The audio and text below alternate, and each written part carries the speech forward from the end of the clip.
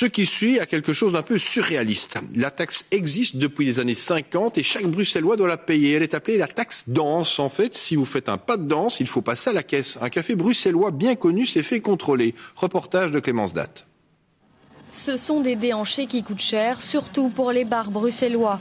Les établissements dansants de la capitale doivent normalement s'acquitter d'une taxe de 40 centimes par soir et par danseur. Le Bonnefoy en fait désormais les frais et se dit surpris. Est-ce que quelqu'un qui lève les bras est considéré comme un danseur? Est-ce que celui qui se trémousse, c'est considéré comme danser?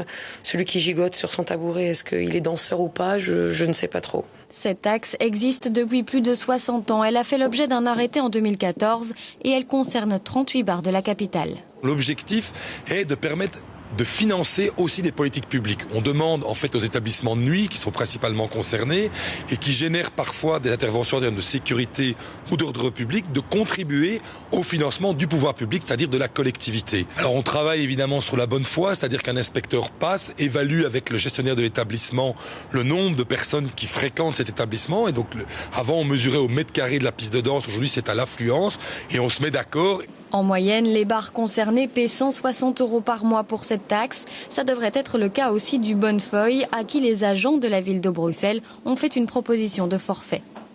Ce forfait est basé sur le nombre de danseurs et par jour. Donc, aujourd'hui, le forfait que l'on a, qui nous a été proposé par la commune, est d'un forfait de 50 danseurs le vendredi et le samedi soir. S'il arrive que certaines personnes viennent faire la fête et se mettent à danser un mercredi ou un jeudi soir et qu'il y ait un contrôle à ce moment-là, on pourrait se faire effectivement convoquer par la commune. Certains soirs, 200 à 300 personnes peuvent occuper les lieux. L'établissement compte payer cette taxe, il lui en coûtera 2 000 € par an environ. Et contrairement à cette affiche, la danse ne sera pas interdite.